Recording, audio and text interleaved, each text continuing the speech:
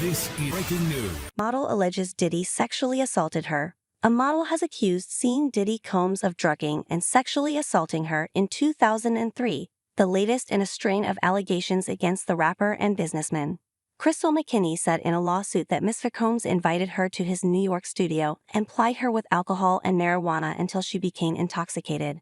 He then forced her to perform oral sex, she said. BBC News has asked representatives of Mr. Combs for comment.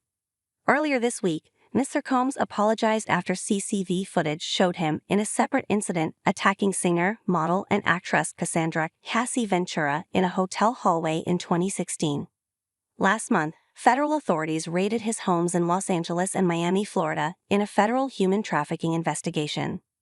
McKinney filed her claim under New York's Victims of Gender-Motivated Violence Protection Act, which allows victims to file claims regardless of when the abuse occurred until 2025. The complaint also names Mr. Combs Bad Boy Entertainment, his clothing label St. John, and distributor Universal Music Group. The BBC has also requested comment from Universal. McKinney said she was an up-and-coming model when an unnamed fashion designer introduced her to Mr. Combs at a Men's Fashion Week event. The designer began to direct plaintiff's appearance as he sought to ensure Combs found her attractive, according to the documents.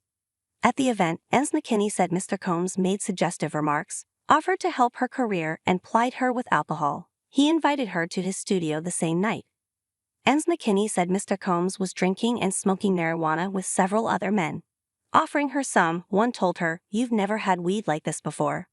McKinney said she interpreted that to mean the marijuana was laced with another substance.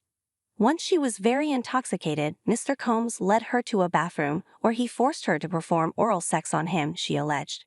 She lost consciousness afterwards and awakened in shock to find herself in a taxicab heading back to the designer's apartment, feeling humiliated and traumatized and without recourse. McKinney said modeling opportunities began to decline for her, and she believed Mr. Combs used his influence to blackball her in the industry. In a tailspin of anxiety and depression, McKinney said she attempted suicide. McKinney said she filed the suit to seek justice for herself and for any of other Combs victims.